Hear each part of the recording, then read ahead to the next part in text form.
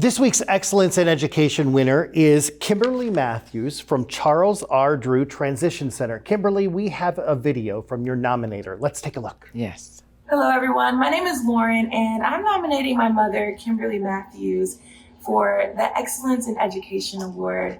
She is a phenomenal woman and teacher for the Detroit Public School system, and I can't think of anyone that's more deserving of this award. I watched her get her bachelor's degree as I was growing up, her master's degree, and her other certificates. She specializes in autism, and I see her changing lives every day.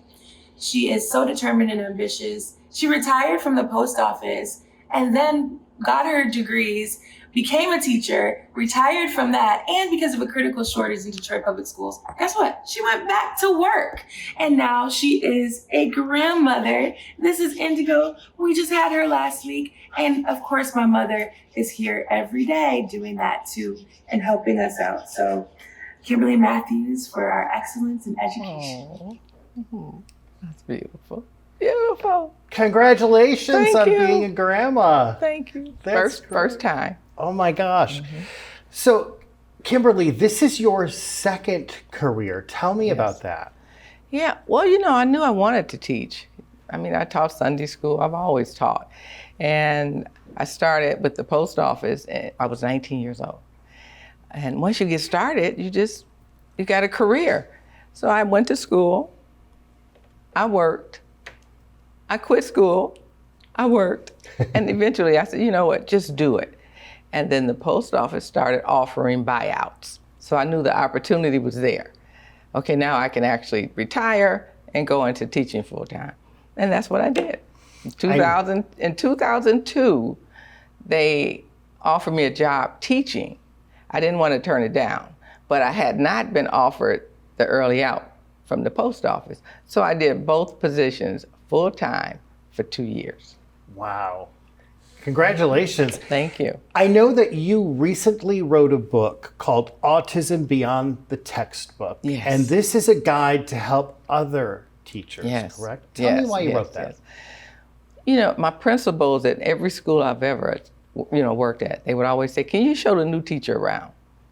Can you show the new teacher around? I decided to put it in print, and it works. They're just simple techniques. You come into the school year, you set your students up, and especially autistic, because they are on this schedule. You got to keep the routines the same for them. So I decided to write a book. I saw so many teachers walk into the building 1 week and they're gone. And you're asking what happened to Miss Smith. They couldn't handle it because they wasn't prepared. So my book is just a handbook. It's not a big book, but it has all the information you need just to start out that new year, so that the teacher is successful and the student is successful. Very important. Yeah. Tell me about the students and how important they are to you personally. Oh my God. So of course I taught gen ed in the beginning, general education. And in 2007, there was such a shortage in special ed. They told me if I was to take on an autistic classroom, I'd never be laid off again. Now mind you, I had been laid off 3 times prior to that. So that's what I did. I went into the classroom. I was terrified. Never dreamed I would be there 20 years, 15 years in autism. But once I got in there and met the parents and saw that it's not just an autistic kid twiddling his finger or making noises or having behavior, you get to see that real child. And I don't mean a young child, because my students are 19 to 26 years old. So we're preparing them. Okay, when you leave me, you're going into a work field.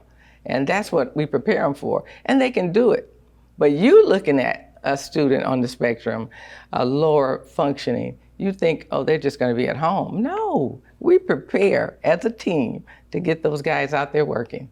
You care about these We students. have students working at TJ Maxx, Walgreens, Walmart, NSO, the hospitals, I'm not sure which ones, and then inside our building, we have a makeshift cafe, stores, a laundry, post office. It's nice. And we prepare them for the future. That's what it's for.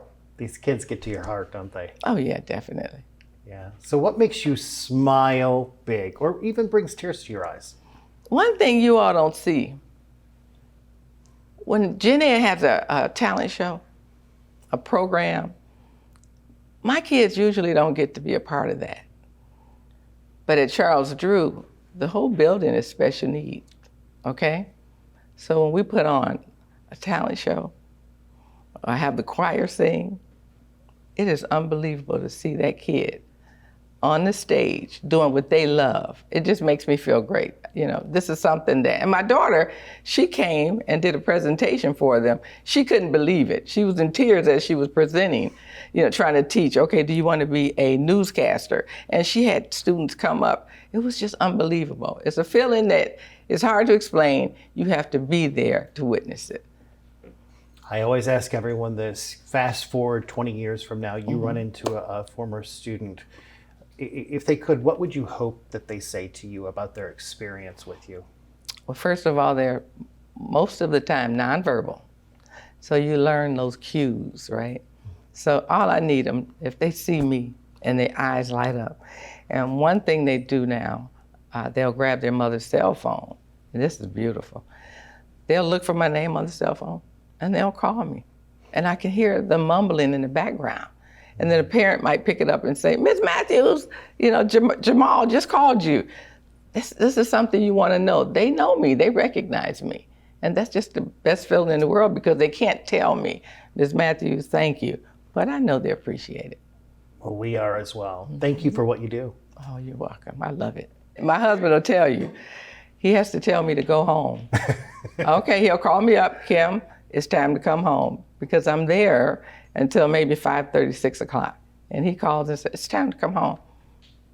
Yeah. I know, I'll talk forever. Well, you're passionate about what you do. I am. Yeah. The same when I worked for the post office, really. I was passionate about what I did.